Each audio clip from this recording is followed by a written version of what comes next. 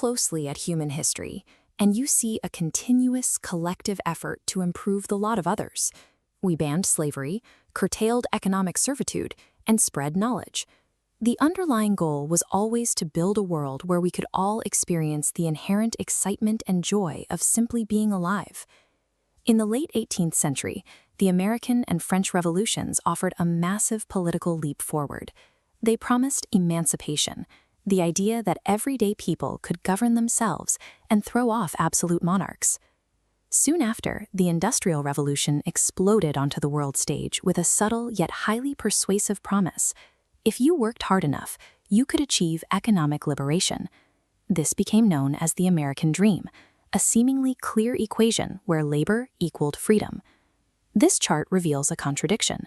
We see an upward trajectory of economic prosperity over the last century. Intersecting it is a starkly rising trend of sadness and suicide. We solved for political and economic progress, but material wealth left behind a profound modern vacuum. A crucial component of a functioning human life involves understanding our place in the universe. Historically, mankind has always engaged in a struggle to define its relationship with the physical world and with the transcendent.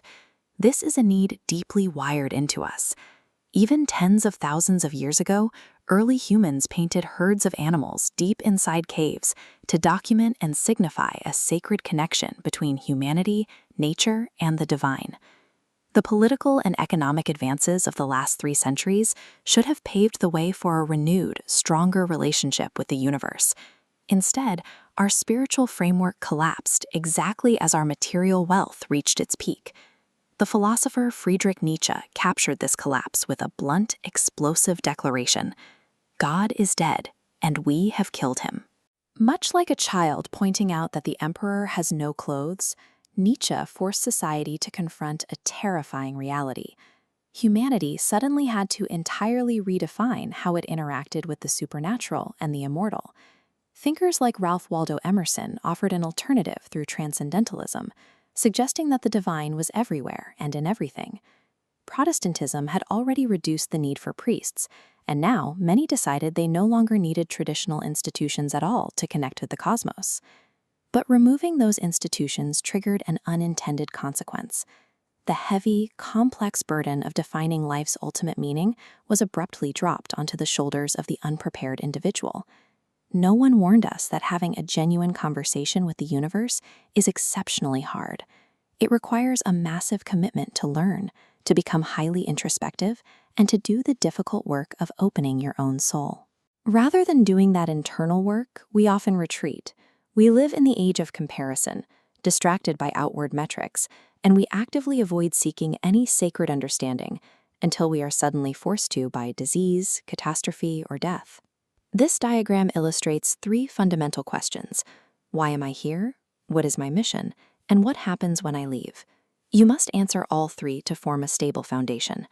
By refusing to address our departure, the 3rd pillar shatters, and life's mission collapses. You can possess a high salary, a great title, and a comfortable house, but ignoring mortality guarantees those achievements will eventually feel incomplete. A life stripped of internal meaning simply hollows out from the inside. We cannot accept the physical world at face value.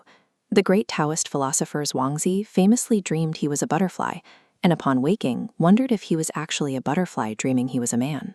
We are obligated to question our reality and actively seek the truth.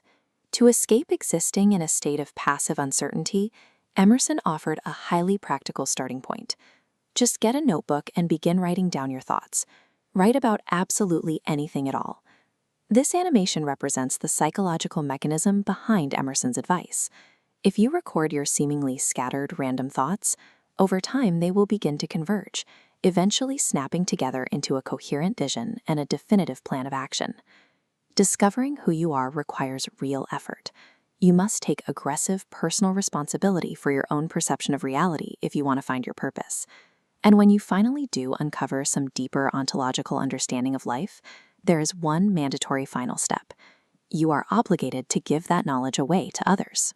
The Dalai Lama summarized this principle perfectly, stating that sharing your earned knowledge is the only genuine way to achieve immortality.